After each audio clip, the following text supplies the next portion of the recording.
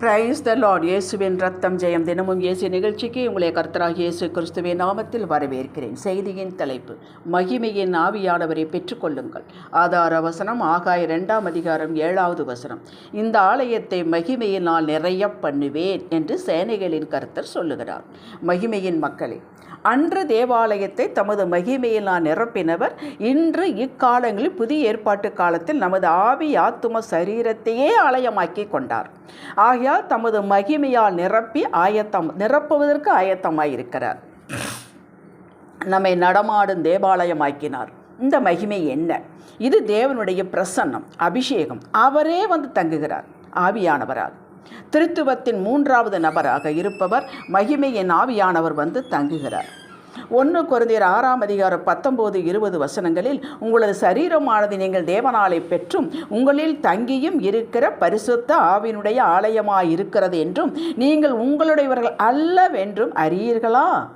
கிரயத்துக்கு கொல்லப்பட்டீர்களே, ஆகையால் தேவனுக்கு உடையவைகளாகி உங்கள் சரீரத்தினாலும் உங்கள் ஆவியினாலும் தேவனை மகிமைப்படுத்துங்கள் என்கிறது வேதம். பாருங்கள், சரீரம் நமக்கு கொடுக்கப்பட்டது. நாம இப்படி வேண்டுமென்று டிசைன் பண்ணி ஆர்டர் கொடுக்கவில்லை.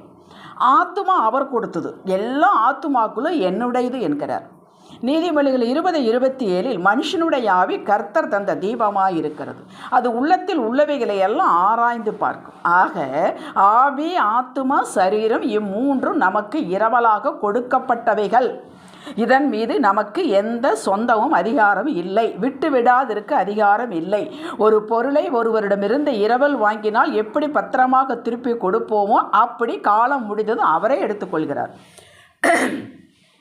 பழைய ஏற்பாட்டு காலத்தில் இந்த தேவனுடைய மகிமை, இந்த தேவனுடைய பிரசன்னம், அபிஷேகம் ராஜாக்களின் மீது வந்து தங்கியது. ஒரு குறிப்பிட்ட காரணத்திற்காக, வேலைக்காக. ஆசாரியர்கள் மீது வந்து தங்கியது. அவர்கள் தேவனுடைய வேலையை நியாய பிரமாணத்தின்படி செய்வதற்காக. லேவியர்கள் மீது வந்து இறங்கினார், தீர்க்க தரிசனம் சொல்ல, மக்களை, ஏன் ராஜாக்களை கூட வழி நடத்துவதற்கு. ஆனால் புதிய ஏற்பாட்டு காலத்தில் இயேசு சொல்வதை பாருங்கள், நான் பிதாவை வேண்டிக் கொள்வேன், அப்பொழுது என்றென்றைக்கும் உங்களுடனே இருக்கும்படியாக சத்திய ஆவியாகிய வேறொரு தேற்றரவாளனை அவர் உங்களுக்கு தந்தருளுவார். அவர் உங்களுடனே வாசம் பண்ணி உங்களுக்குள்ளே இருப்பதால் நீங்கள் அவரை அறிவீர்கள்.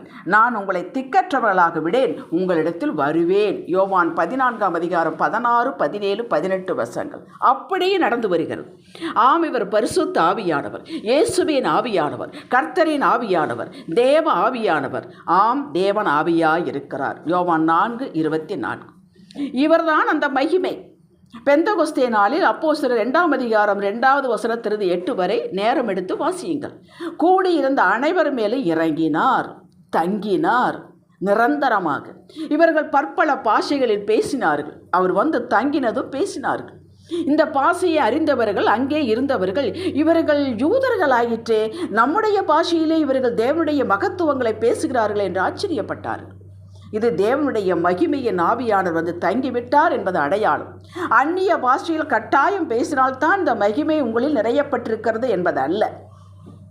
இதை அப்போஸ்தலர் 1:8 இயேசு வாக்கு பண்ணினார்.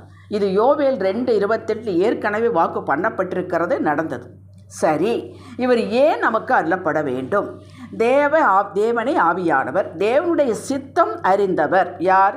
தேவ ஆவியானவர் தேவ சித்தத்தை அறிந்தவர். என்ன சித்தம்? நம்மை பற்றியது.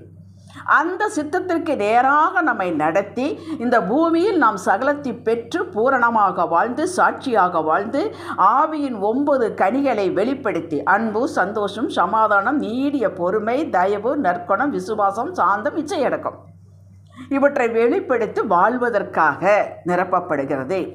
ரட்சிக்கப்பட்டு விட்டோம், பரிசுத்தமாக்குதலை பரிசாக பெற்றுவிட்டோம். மேற்கொண்டு எப்படி கிறிஸ்துவ வாழ்வு, அதாவது கிறிஸ்துவோடு இணைந்த வாழ்வு, அவரை போல நம்மை உருவாக்கவே அந்த மகிமையின் ஆவியானவர் நிரப்பப்பட்டிருக்கிறார். நமக்குள்ளே அவருடைய தேவ சித்தம் செய்து முடிப்பதற்கு நிரப்பப்பட்டிருக்கிறார். இயேசுவை போல நம்மளை மாற்றுவதற்காக அவருக்கு நிரப்பப்பட்டிருக்கிறார். தினப்படி வாழ்வு நமக்கு கொடுத்த கோல், அதை அடைவது, சகலத்திற்கும் கிருபையை கொடுத்து நம்மை வழிநடத்த உதவி செய்ய அவர் நமக்குள் நிரப்பப்பட்டிருக்கிறார். இப்பொழுது நாம் தனித்தவர்கள் அல்ல. நீங்கள் தனியாக கூட இருக்கலாம், தனிமையாக இருக்கலாம், ஆனால் நாங்கள் தனித்து விடப்பட்டவர்கள் அல்ல. தேவ ஆவியானவர் உங்களோடு இருக்கிறார். அவர் எதற்காக நிரப்பப்பட்டிருக்கிறார் என்பதை நீங்கள் புரிந்து கொள்வது நலம். அவர் நமக்கு நமக்காக நம்மிலிருந்தே வாக்குக்கடங்கா பெருமூச்சோடு ஜெபிக்கவும் செய்கிறார். இதையெல்லாம் கோர்த்து பாருங்கள், எதற்காக நமக்கு அருளப்பட்டிருக்கிறது என்று. ரோமர் 8:26. இந்த செய்தியை கேட்டுக்கொண்டு இருக்கும் போதே, கர்த்தாவே இந்த மகிமையின் ஆவியால் என்னை நிரப்பும் என்று அபிஷேகம் பெறாதவர்கள் கேளுங்கள். அவ்வளவுதான், வேறு ஒன்றுமில்லை. இயேசுவின் நாமத்தில் என்னை நிரப்புங்கப்பா என்று கேளுங்கள். அந்த க்ஷணத்திலேயே நீங்கள் நிரப்பப்படுவீர்கள். இதையும் விசுவாசத்தினால் புரிய முடியும். ஏதோ ஒன்று நம்ம மேல் வந்து தங்கிவிட்டது, கனமாக இருக்குது, அப்படி இது உணர்வை சார்ந்ததல்ல. நீங்கள் கேட்ட உடனே அது நிரப்பப்பட்டு விட்டீர்கள் என்று நீங்கள் நம்ப வேண்டும்.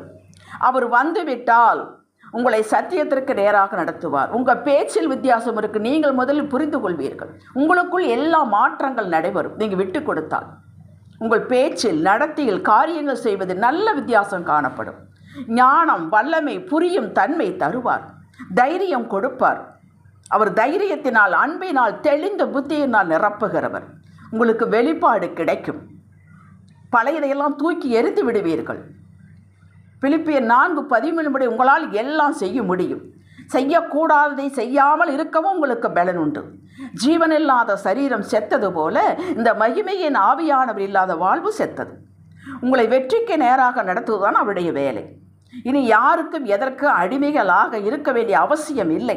2 கொரிந்தியர் 3:17 படி ஜபிக்கலாம். பரமதகப்பனே, இந்த செய்தியை கேட்டுக்கொண்டிருப்பவர்கள், எனக்கு இந்த மகிமை வேண்டும் என்று ஏக்கத்தோடு கேட்பவர்களுக்கு இன்று மகிமையின் ஆவியால் நிரப்புவீராக. நிரப்பினமைக்கு நன்றி. இயேசுவின் நாமத்தில் பிதாவே, ஆமேன். அல்லேலூயா.